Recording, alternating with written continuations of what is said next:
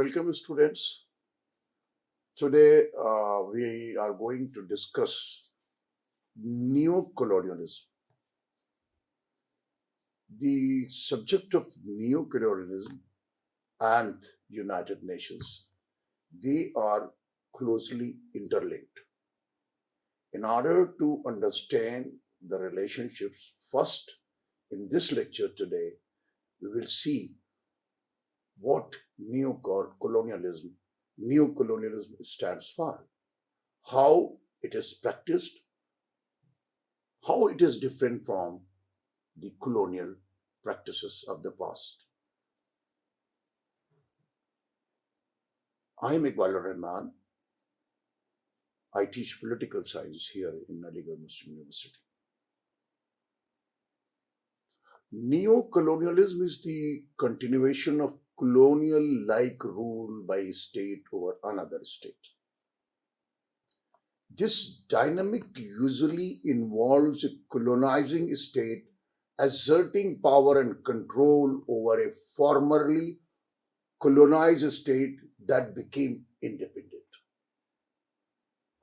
The continuation of the domination, the continuation of the control over a state which has become independent and formerly it was a colony by the colonizer, by the colonialist power. Colonialism, as we see, as we understand, as we have seen, consisted of the direct control and domination over the colony in all respect, militarily, politically, economically, in all terms. Neocolonialism, however, rules a former colonized state through indirect economic and political influence. Neocolonialism differs from colonialism in that it remains largely invisible and indirect. Control is maintained of ways, not directly, whereas colonialism involves direct conquest and occupation of colonies, as India was a direct colony. Neocolonialism is basically a post-decolonization form of colonialism by other means, by indirect means and mechanism. The term neocolonialism was first used after the Second World War.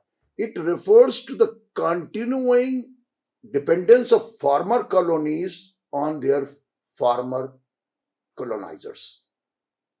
It was used in the context of the European heads of governments meeting in Paris in 1957, where 6 European leaders agreed to include their overseas territories within the European Common Market under trade agreements that were looked upon as representing a new form of economic domination over French-occupied Africa and the colonial territories of Italy, Belgium, and Netherlands.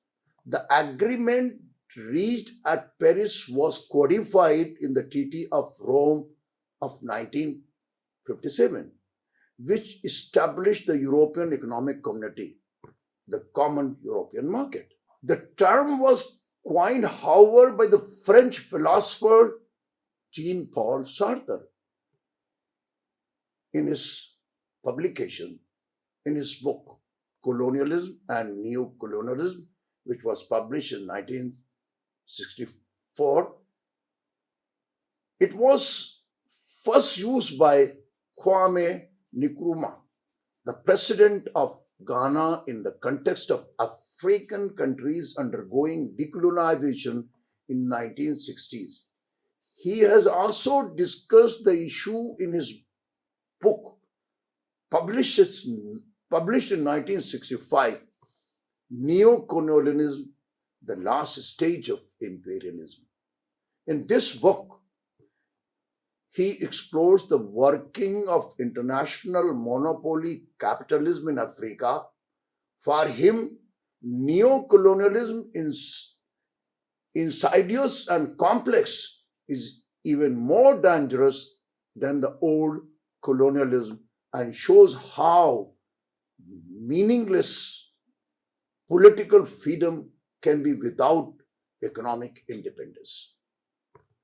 This term also appears in 1963 preamble of the Charter of the Organization of African Unity. Neocolonialism is also discussed in the American scholar Noam Chomsky's work, and the third work, Fascism, published in 1979. Noam Chomsky has been a prominent critic of American imperialism.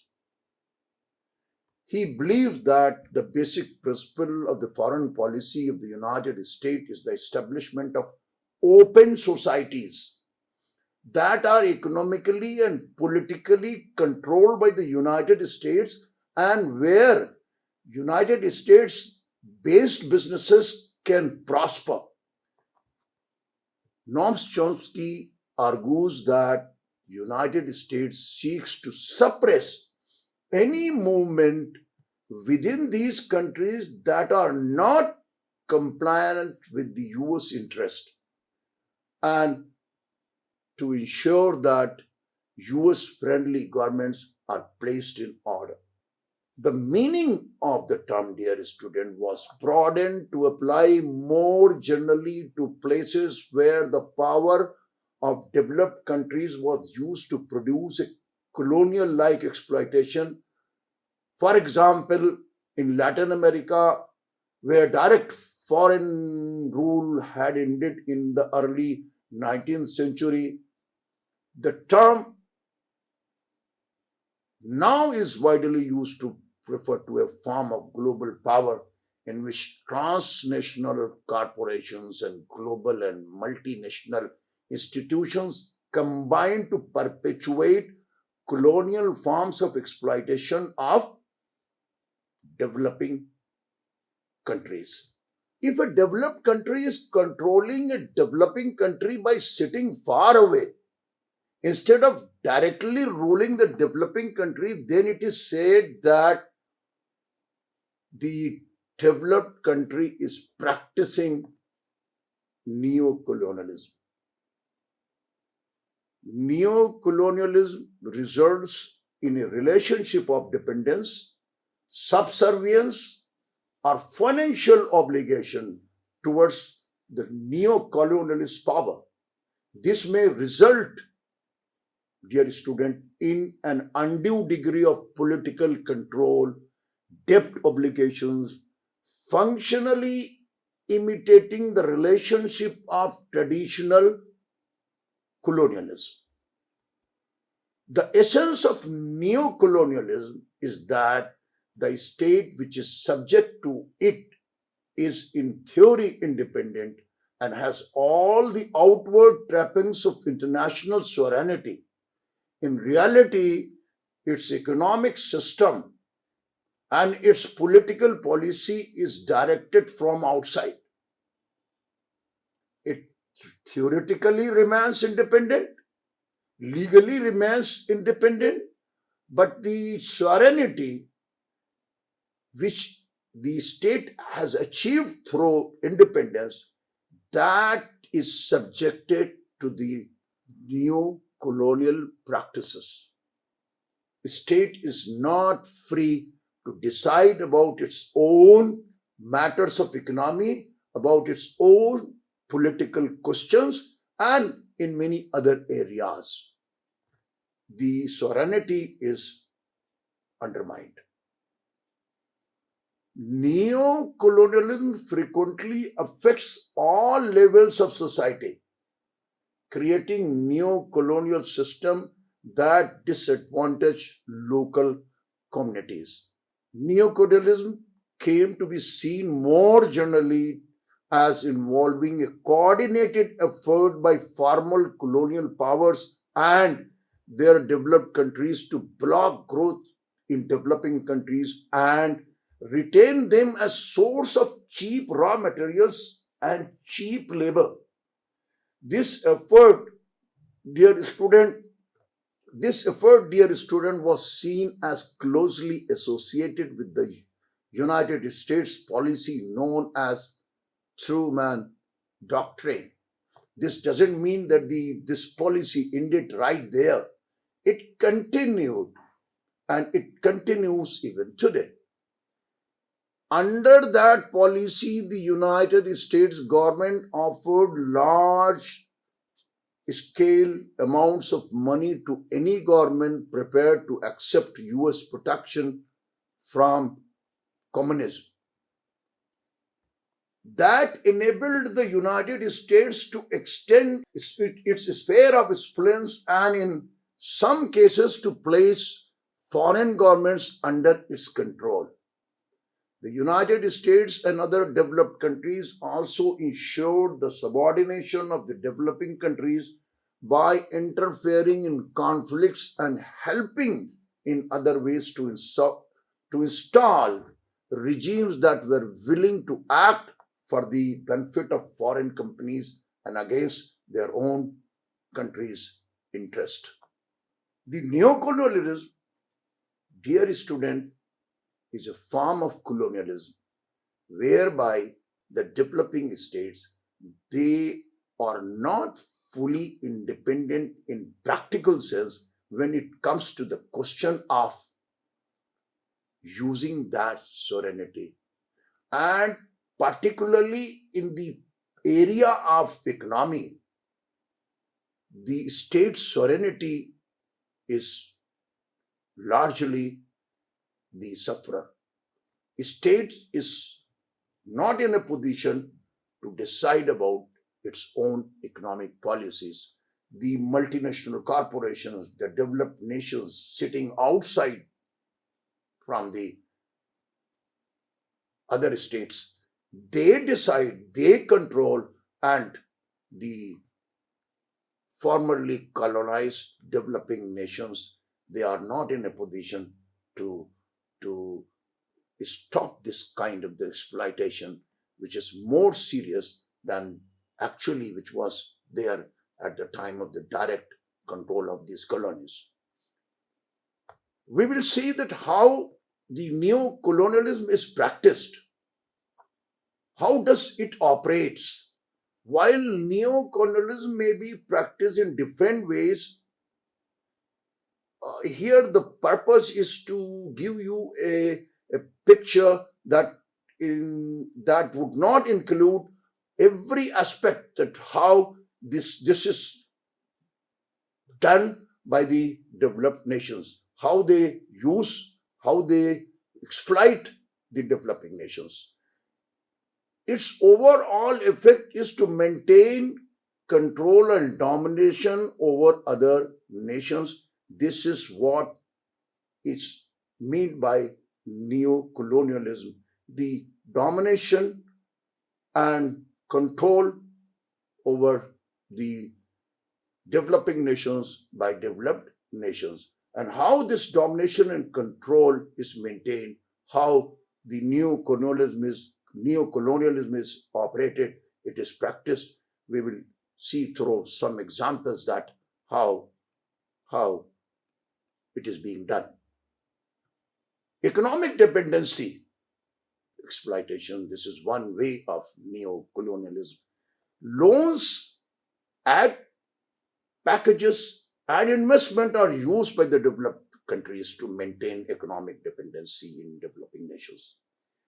These strings attached programs often contain projects and conditions that benefit the multinational corporations based in countries, causing humanitarian, environmental, and ecological damage to the local population.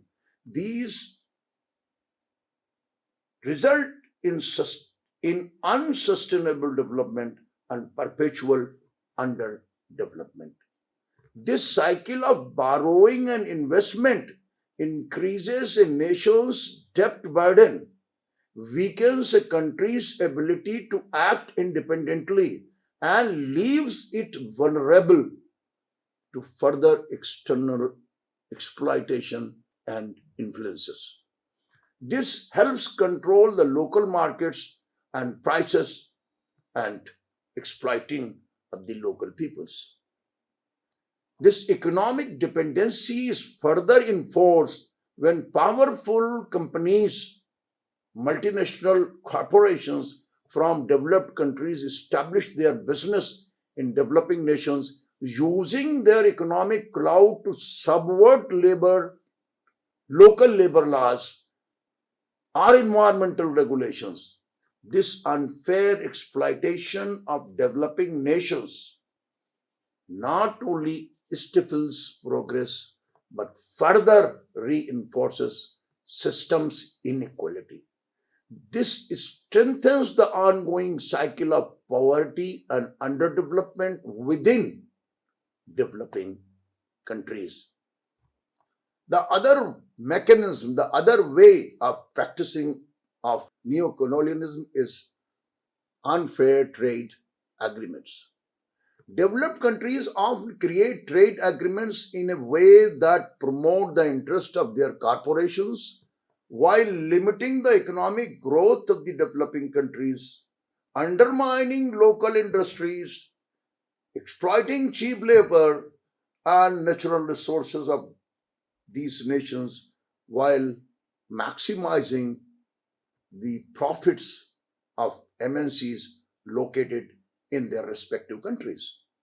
In addition, developing countries may face barriers to strengthen their own industries with clauses in the agreement edging them out of using local resources to build up self-reliant industries. The result of these unfair trade agreements further neo-colonial exploitation of former colonized states, the developing states, promoting their economic dependence upon the exploiters, the developed nations of the day. The third way of exploitation of the natural resources. Many developing nations are rich in natural resources. Developed countries exploit these resources through mining, oil drilling, and other resource extraction methods, often with the little regard of environmental impact or the benefits to the local people. Is one example will give you a picture that how the natural resources are exploited and how this new colonialism is practiced. In the West African nations of Guinea-Bissau, Senegal, and Mauritania, fishing was historically very central to their economy. In 1979, the European Union began negotiating contracts with the governments for fishing off the coast of West Africa. Unsustainable commercial overfishing by foreign fleets played a significant role in large-scale unemployment and migration of people across the region. This not only locally caused the sufferings for the people, it also violated the United Nations Convention on the Law of Sea, which recognizes the importance of fishing to local communities and insists that government fishing agreements with foreign companies should target only the surplus stock. How the developed nations exploit the natural resources of the developing nations. This example of West African nations is sufficient to give you a sense that how this control, this domination is being maintained through exploitation of natural resources of developing countries. Moreover, this exploitation of natural resources can contribute to the destabilization and weakening of developing countries' economies by shifting profits away from the nation and into foreign hands, into hands of the developed nations, creating a cycle of persistence, poverty, and inequality. Other way of practicing neo-colonialism is international aid packages. International aid packages can lead to neo-colonialism in two ways, dear students. Firstly, they often come with stipulations that require governments in the receiving countries to take specific actions such as opening up their markets or allowing foreign ownership of resources that may not necessarily be beneficial to local people. Secondly, these packages are usually made available as loans, which typically come with high interest rates. This makes them difficult for developing countries to pay back, leading to debt traps and economic dependence on the developed nations, on the lender country. Both of these scenarios perpetuate the cycle of exploitation, resulting in a form of neo-colonialism. The other way of practicing neo-colonialism is cultural values, symbols, and language.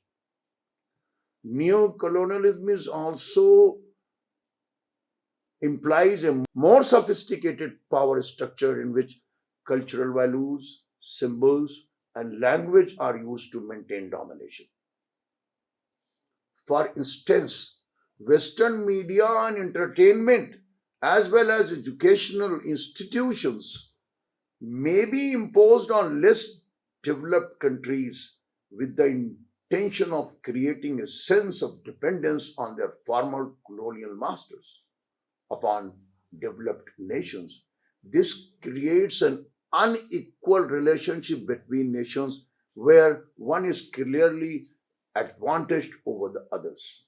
Neo-colonialism, dear student, is practiced through various means like influencing governments through political pressures and economic aid, promoting unfavorable trade agreements that allow developed nations to exploit natural resources and labor, and even leveraging debt to control weaker developing countries, further resulting in a situation where developed countries profit from cheaper goods while developing countries, poorer countries, experience declining wages, rising inequality, and environmental degradation, erosion of democracy and human rights, etc. Neo-colonialism is the use of economic, political, and psychological pressure to control and exploit developing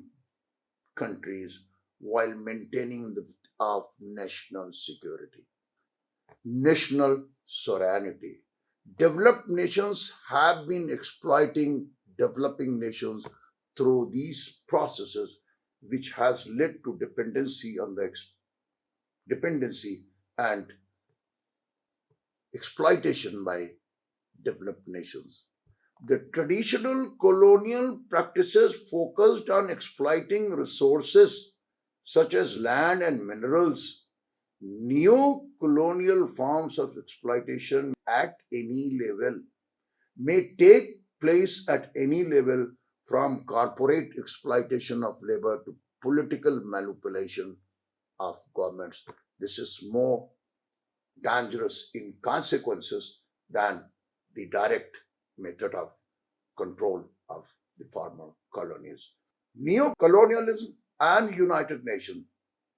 United Nations' role, particularly in addressing this issue, is very significant, and United Nations has taken number of steps to address this problem, but the problem continues to persist, and this is a serious subject, serious matter for the international community, for entire developing nations, that they face the underdevelopment in economic matters particularly, and in other fields as well.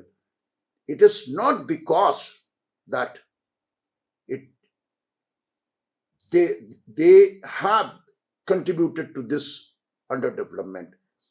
The neo-colonial practices, they serve this purpose, and they enforce these underdevelopment, economic exploitation, and political undermining of some governments at certain levels and certain cases.